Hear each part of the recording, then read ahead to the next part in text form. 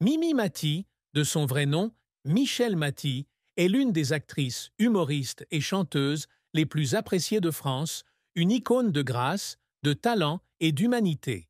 Née le 8 juillet 1957 à Lyon, en France, elle a surmonté les barrières de l'achondroplasie, une forme de nanisme pathologique qui ne lui permettait que de mesurer 1,32 m pour devenir une star brillante sur scène et à l'écran. Avec son rôle principal dans la série télévisée à succès Joséphine, Ange gardien, des comédies solo comme J'adore papoter, Avec vous et ses contributions inlassables à des œuvres caritatives, elle a conquis le cœur de millions de téléspectateurs. Cependant, derrière son sourire éclatant et son style de performance énergique, se cache une femme qui porte en elle de profondes tristesses, de durs défis et des secrets qu'elle a gardés pendant de nombreuses années. À 67 ans, Mimi Mati revient sur sa vie avec un mélange de fierté et de larmes silencieuses, un parcours rempli de hauts glorieux et de bas douloureux.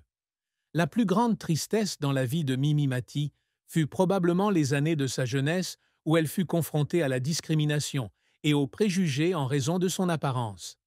Née avec une achondroplasie, elle a grandi dans un monde où l'apparence était souvent jugée sévèrement. Malgré l'amour de sa famille, avec son père Marcel et sa mère Roberte qui la soutenaient toujours, elle ne pouvait éviter les regards curieux, les murmures et parfois les moqueries de ses pairs. Elle a un jour confié qu'enfant, elle avait souvent l'impression de ne pas appartenir à un endroit, comme si elle était une étrangère dans sa propre vie. Il y avait des jours où elle rentrait de l'école, fermait la porte et pleurait, se demandant pourquoi elle ne pouvait pas être comme les autres enfants. Cette tristesse est devenue encore plus profonde lorsqu'elle a commencé à poursuivre son rêve de scène, où les réalisateurs et les producteurs l'ont souvent rejetée parce qu'ils pensaient que son apparence n'était pas adaptée au rôle grand public. Bien qu'elle ait appris à transformer ses difficultés en motivation, les cicatrices de la discrimination restent une partie indélébile de son cœur, lui rappelant la valeur de la résilience et de l'estime de soi. La carrière de Mimi Mati est l'histoire d'une ascension extraordinaire, avec des succès fulgurants et des échecs douloureux. Née à Lyon, elle grandit dans une famille bourgeoise où son amour de l'art est nourri dès son plus jeune âge. Dès son plus jeune âge, elle se passionne pour la scène, jouant souvent de petites pièces pour sa famille et ses amis. Après avoir obtenu son baccalauréat, elle s'inscrit au cours de théâtre du studio de formation de Michel Fugain à Nice de 1979 à 1981, où elle perfectionne ses talents d'actrice et de comédienne.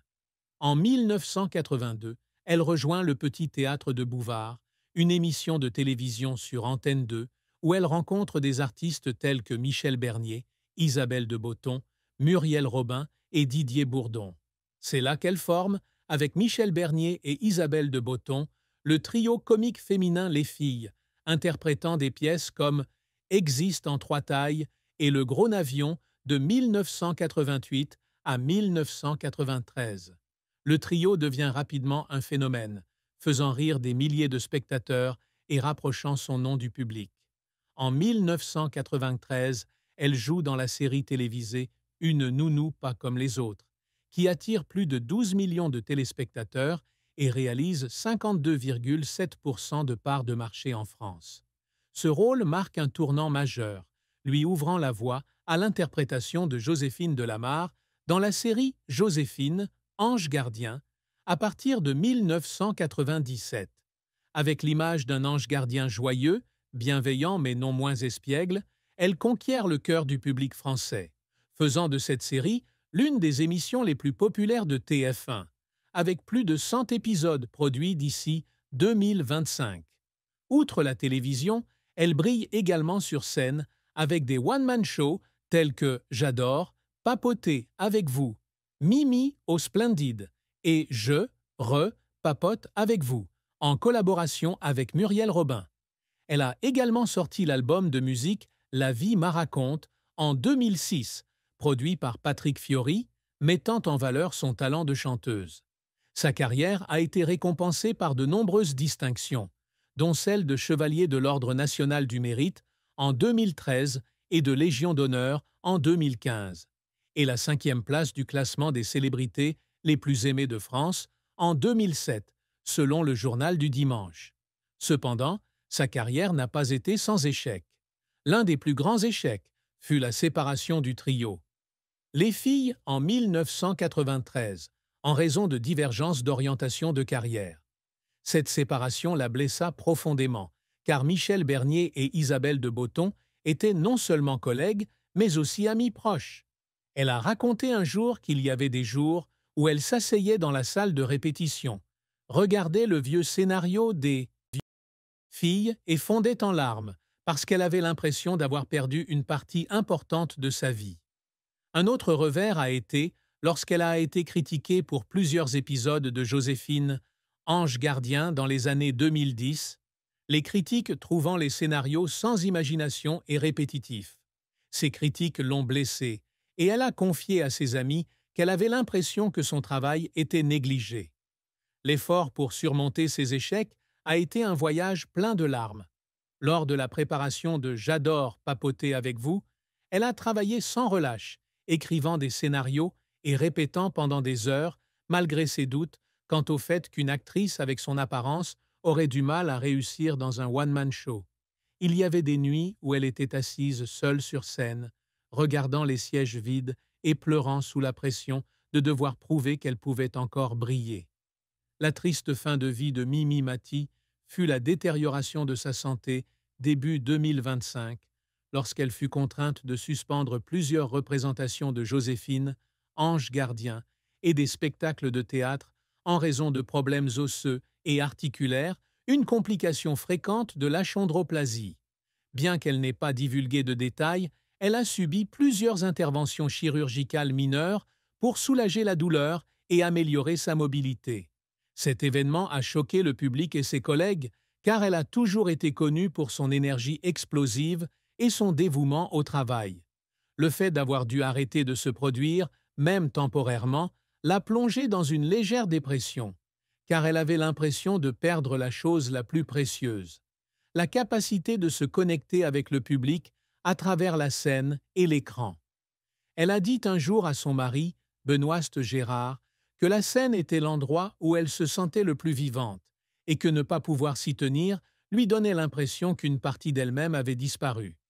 Bien qu'elle se soit partiellement rétablie et soit revenue à de petits projets à la mi-2025, l'événement a été un douloureux rappel de la fragilité de sa santé, laissant une ombre sur elle et ses proches.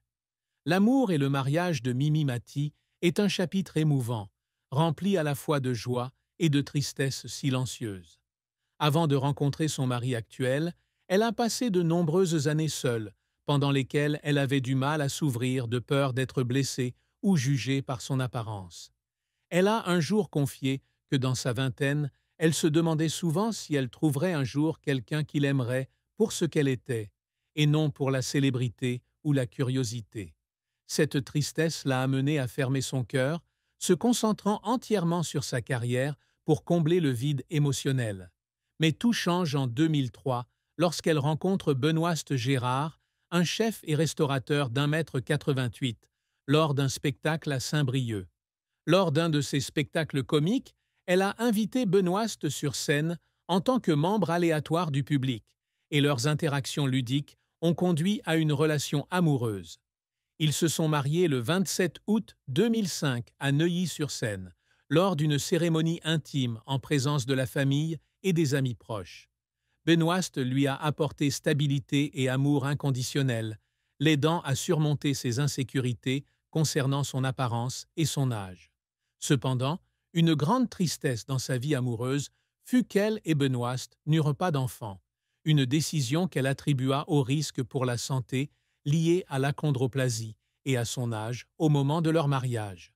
Elle a un jour confié à une amie qu'il y avait des nuits où elle s'allongeait à côté de Benoît, pensant à une famille avec des rires et des pleurs d'enfants, parce qu'elle avait l'impression d'avoir manqué une partie importante de sa vie. Bien qu'elle et Benoît aient maintenu un mariage heureux, cette tristesse restait un coin caché de son cœur, quelque chose qu'elle partageait rarement publiquement, mais qui était toujours présent dans les moments de calme. Le secret que Mimi Mati a gardé caché pendant si longtemps, ce sont les périodes d'anxiété et de faible estime de soi qu'elle a connues tout au long de sa carrière, en particulier dans les premières années où elle a été confrontée à la discrimination en raison de son apparence. Malgré son apparence toujours souriante et son style de performance confiant, elle souffrait secrètement de crises mentales lorsqu'elle sentait qu'elle n'était pas assez bonne ou qu'elle ne méritait pas l'amour du public. Elle a consulté un thérapeute en secret dans les années 1990 sous un pseudonyme pour éviter l'attention des médias. Elle craignait qu'en révélant ses difficultés, le public l'aperçoive comme une personne faible, au lieu d'une artiste qui faisait toujours rire. Il y avait des jours où elle était assise dans le bureau de son thérapeute, racontant les rejets et les commentaires méchants sur sa taille, et pleurait, se sentant coupable de ne pas pouvoir rester forte. Ce